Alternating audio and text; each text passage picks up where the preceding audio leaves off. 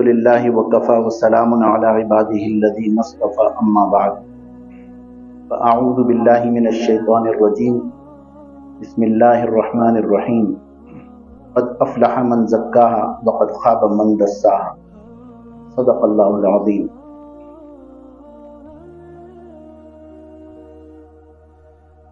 اللہ تبارک و تعالی نے ہم پر کرم فرمایا کہ ہمیں یہاں اپنی بات سننے کے لیے جمع فرمایا۔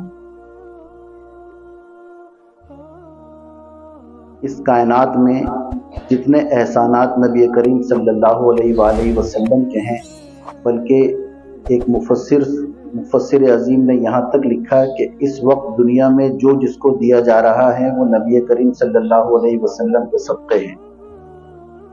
اللہ تبارک و تعالی نے دنیا بنائی، دنیا میں چیزیں بنائیں، سمندر بنائے، پہاڑ بنائے، آسمان بنائے، زمین بنائی، ستارے بنائے، سیارے بنائے، قوس و قزح بنائی۔ انسان کے جینے کے لیے جتنی چیزوں کی ضرورت تھی وہ سب بنائی۔ اللہ نے احسان نہیں فرمایا۔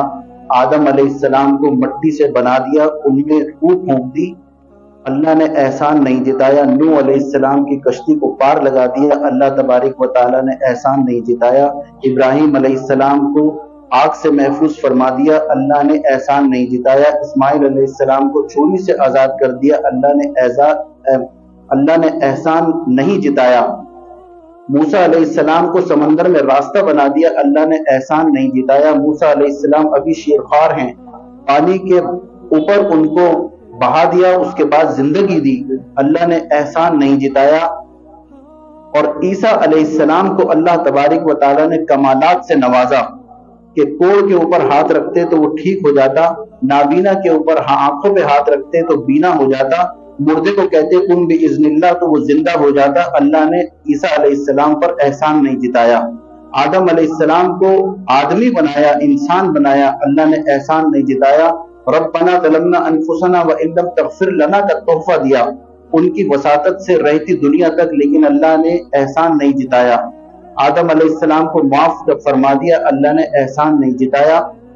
اللہ تبارک و تعالی نے سلیمان علیہ السلام کو صاحب مملکت بنایا، احسان نہیں جتایا۔ اللہ تبارک و تعالی نے جتنے انبیاء تھے ان پر کوئی نہ کوئی بڑا احسان فرمایا، لیکن اللہ نے کہیں پر احسان نہیں جتایا، نہ ہم انسانوں پر یہ احسان جتایا کہ میں نے تمہارے لیے اس کائنات کو تخلیق کیا۔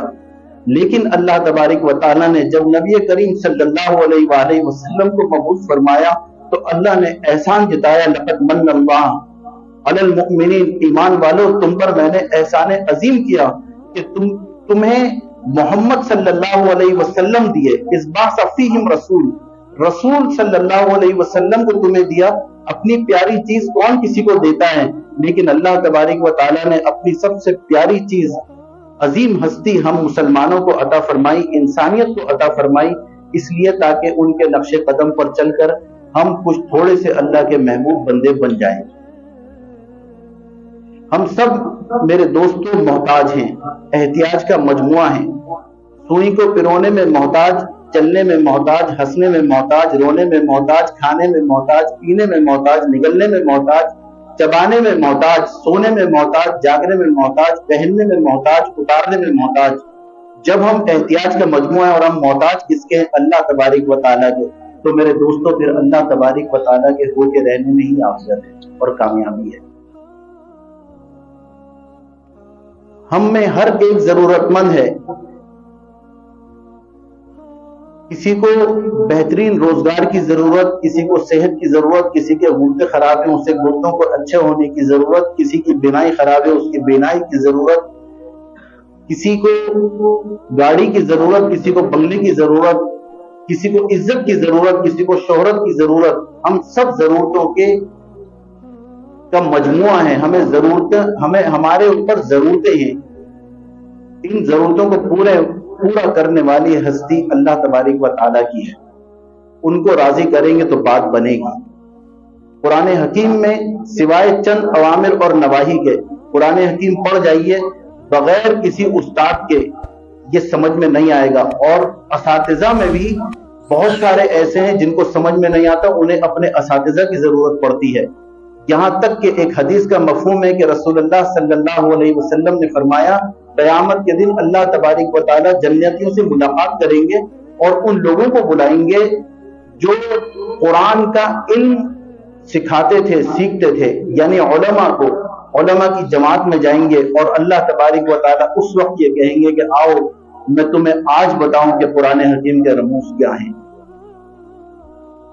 اتنی بڑی اللہ کا کلام، رسول اللہ صلی اللہ علیہ وسلم کو اللہ تبارک و تعالیٰ نے بے شمار معجزات عطا فرمائے، جن میں سے اگر اس کو کیٹیگرائز کیا جائے، اس کی تفصیل بنائی جائے تو بڑے معجزات میں قرآن کریم سب سے بڑا معجزہ، اس کے بعد صحابہ اکرام، اور اس کے بعد شب معراج کا واقعہ۔ قرآن کریم ہر نبی، جن انبیاء علیہ السلام کو اللہ تبارک و تعالیٰ نے اپنی کتاب دی، تورات موسیٰ علیہ السلام کو دی تو انہیں کوہ طور پہ بلایا، 40 دن ان سے ریاضت کروائی، اس کے بعد اپنا کلام نازل فرمایا۔ داؤد علیہ السلام کو زبور عطا فرمائی تو معبد خانے میں بلایا، 3 مہینے کے بعد کتاب عطا فرمائی۔ عیسیٰ علیہ السلام کو ان کے کلیسے میں بلا کے عبادت کروائی اور 8 ماہ کے بعد کتاب دی۔ نبی کریم صلی اللہ علیہ وآلہ وسلم وہ واحد ہستی ہیں کہ جہاں پر یہ جاتے تھے قرآن وہاں جاتا تھا۔ یہ غار میں ہے قرآن وہاں ہے، یہ اپنے گھر میں ہے قرآن وہاں ہے، یہ راستے میں قرآن وہاں ہے، یہ اگر مکے میں ہے لیکن زندگی مدنی ہے، مدینہ منورہ ہجرت کر گئے تو ان آیات کو ہی مدنی صورت بنا دیا گیا، حالانکہ نازل ہوئی ہے یہ مکہ مکرمہ میں۔ جہاں پر آپ صلی اللہ علیہ وسلم سواری پر ہیں قرآن نازل ہوا، یعنی کتاب ساتھ ساتھ چلتی تھی۔ جب اللہ کلام فرماتے تھے، ساتھ ساتھ جہاں پر بھی آپ صلی اللہ علیہ وسلم جاتے۔ صحابہ اکرام عطا فرمائے، ایسے صحابی، جنگ بدر کا موقع ہے، آپ صلی اللہ علیہ وسلم نے ایک لکیر کھینچی ہے، اپنے پاس ڈنڈی رکھی ہوئی تھی بتانے کے لیے، لوگوں کو رہنمائی کے لیے، صحابہ اکرام رضوان اللہ علیہم اجمعین کی رہنمائی کے لیے ڈنڈی، اور صحابہ اکرام سے کہا کہ اس کا مطلب، لکیر کھینچنے کا مطلب یہ تھا کہ کوئی قدم آگے نہ نکالے۔ تو ایک صحابی ہیں حضرت سعاد بن غزیہ رضی اللہ تعالیٰ عنہ، انہوں نے اپنا پیر آگے نکال دیا اس لکیر سے۔ آپ صلی اللہ علیہ وسلم قریب تشریف لے گئے اور اپنی ڈنڈی کے اشارے سے ان کے پیٹ پہ اشارہ کیا کہ پیچھے ہو ایک قدم، وہ پیچھے ہو گئے۔ آپ نے جنگی ہدایات دینے کے بعد پھر فرمایا کہ دیکھو اب جنگ ہے، کچھ پتہ نہیں کیا ہو، میرے اوپر اگر کسی کا حق ہے تو وہ مجھ سے آج لے لے۔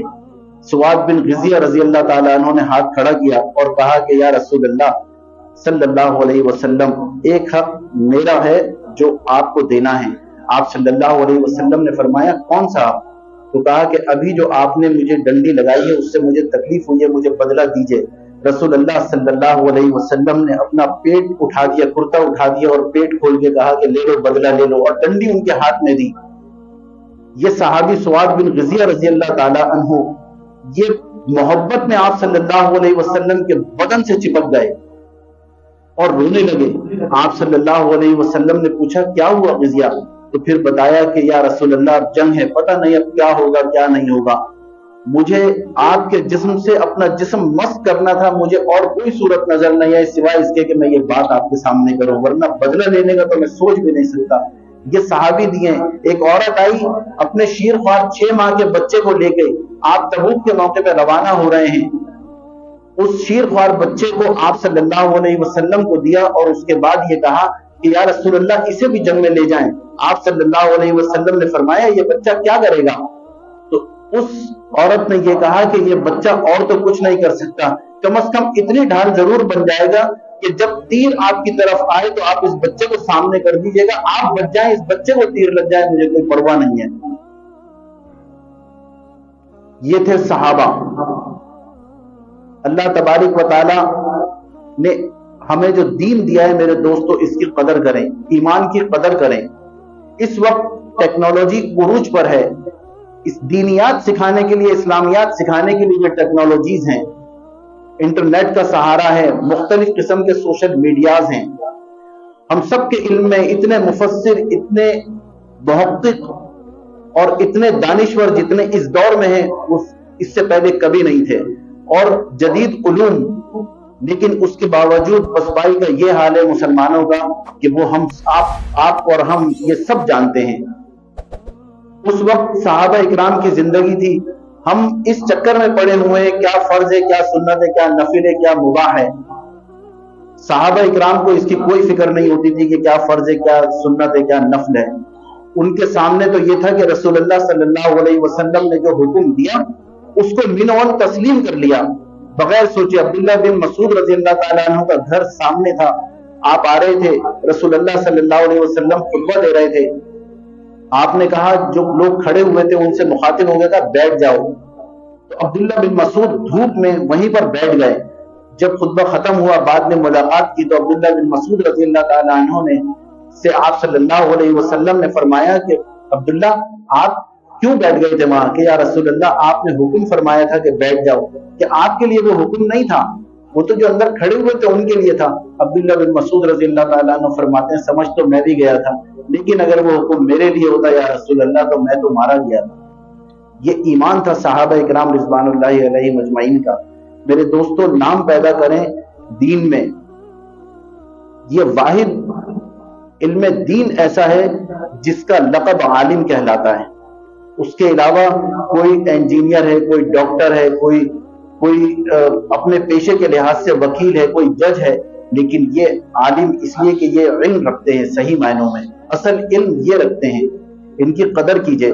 اور یہ جو نیک نامی ہے یہ کیا ہے؟ حدیث قدسی ہے، آپ صلی اللہ علیہ وسلم نے فرمایا اذا مات العبد انه يعلم منه الشر ويكون الناس فيه خيرا ويقول الله تعالى قد قبلت شهادة عبادي لعبدي وعفوت عن علمي، کہ جب انسان کی موت واقع ہوتی ہے وہ اللہ کے سامنے حاضر کیا جاتا ہے، اللہ تو جانتے ہیں کہ یہ کتنا شریر تھا، لیکن وہ جو لوگ زمین پہ اس کے بارے میں باتیں کر رہے ہیں کہ بڑے نیک تھے، متقی تھے، دیندار تھے، فجر میں بھی جاتے تھے، ظہر میں بھی جاتے تھے، حالانکہ اللہ کو علم ہے کہ یہ ایسا نہیں تھا، یہ تو شریر آدمی ہے، لیکن اللہ تبارک و تعالیٰ فرماتے ہیں، آپ صلی اللہ علیہ وسلم نے فرمایا کہ اللہ فرماتے ہیں کہ آج میں لوگ یہ تو مجھے معلوم ہے کہ تو شریر ہے، لیکن لوگ زمین پہ تیرے بارے میں بڑے اچھی بات کر رہے ہیں کہ تو نمازی تھا، پرہیزگار تھا، تو کیا تھا یہ تو میں جانتا ہوں، لیکن آج میں اپنے علم پر لوگوں کے علم کو ترجیح دیتا ہوں، جا میں نے تجھے معاف کیا۔ ایک حدیث آپ صلی اللہ علیہ وسلم کی روایت کی ہے، یحییٰ بن اقسم ہیں، یہ مامون الرشید کے زمانے کے قاضی بغداد تھے، قاضی القضات تھے، چیف جسٹس۔ ان کا انتقال ہوا، ان کے کسی شاگرد نے بعد میں دیکھا خواب میں، ان سے پوچھا کہ حضرت آپ کا تو معاملہ اچھا ہو گیا ہوگا، کہنے لگے معاملہ اچھا نہیں تھا، اللہ کے سامنے مجھے پیش کیا گیا تو اللہ تبارک و تعالیٰ نے مجھ سے کہا کہ یا شیخ الصوفہ التقضا، او بوڑھے تو بڑھاپے میں بھی گناہوں سے باز نہیں آیا؟ تو میں نے کہا یا اللہ میں نے تو آپ کے بارے میں کچھ اور سنا تھا، کہ تو نے کیا سنا تھا؟ اب یہ حدیث روایت کر رہے ہیں کہ سمعت عبد الرزاق عن معمر عن زہری عن عروة بن الزبیر عن عائشہ صدیقہ رضی اللہ تعالی عنہ ان رسول صلی اللہ علیہ وسلم وعن جبرائیل قال قال اللہ تعالی ان اللہ استحی، مجھے شرم آتی ہے، ان اعذب، عذاب دیتے ہوئے، شبتن فی بوڑھے کو، کسی بوڑھے کو جس کے بال سفید ہوں، مجھے شرم آتی ہے اس کو عذاب دیتے ہوئے، وَإِنِّي شِبْتُ فِي الْإِسْلَامِ، اور میں اسلام میں بوڑھا ہوا ہوں۔ اللہ تبارک و تعالیٰ نے فرمایا صدق عبد الرزاق وصدق معمر وصدق الزہری وصدق عروة بن الزبیر وصدقت عائشہ وصدق رسول وصدق جبرائیل وانا اصدق القائلین، غفرت لک، میں نے تجھے معاف کیا، یعنی سچ کہا۔ اور میں میرے دوستوں یہ کہتا ہوں کہ جن جن کے نام اللہ تبارک و تعالیٰ نے لیے ان کا بیڑا تو ویسے ہی پار ہو گیا۔ کعب ابن مالک رضی اللہ تعالیٰ عنہ کی وہ بات یاد کیجئے کہ جب تبوک میں برف نازل ہوئی، مرارہ ابن ربی، ہلال بن امیہ اور کعب بن ابی مالک، کعب ابن مالک کو جب پیش ہوئے رسول اللہ صلی اللہ علیہ وسلم کے سامنے تو اللہ تبارک و تعالیٰ کے بارے میں یہ پوچھا کہ کیا انہوں نے نام لے کے کہا ہے کہ کعب کو معاف کر دیا؟ آپ صلی اللہ علیہ وسلم نے فرمایا کہ ہاں. پھر 3 مرتبہ یہی سوال کیا. اس کے بعد کہا کہ اے اللہ کے رسول، رونے لگے اور یہ کہا کہ آج میں اتنا خوش ہوں کہ میں یہ چاہتا ہوں جس مال نے مجھے اس سفر سے روکا وہ سارا کا سارا مال میں اللہ کی راہ میں دے دوں. یعنی اتنی لذت ہے. تو جب اللہ نے ان حضرات کے نام لیے کہ سچ کہا عبد الرزاق نے، سچ کہا معمر نے، سچ کہا زہری نے، سچ کہا عروہ نے، سچ کہا عائشہ نے، سچ کہا نبی صلی اللہ علیہ وسلم نے، اور سچ کہا جبرائیل نے، اور میں تمام سچوں کا سچا ہوں، جاؤ میں نے تمہیں معاف کیا. تو میرے دوستو، رحمت حق بہا نمی جویت، اللہ تبارک و تعالیٰ کی رحمت بہانے تلاش کرتی ہے. اللہ تعالیٰ ہمیں ان باتوں پر عمل کرنے والا بنائے. اللہ تعالیٰ ہم سب کی اصلاح فرمائے اور ہم سب کو ایسا بنا دے جیسا اللہ آپ ہمیں دیکھنا چاہتے ہیں. آمین. وآخر دعوانا ان الحمد للہ رب العالمین.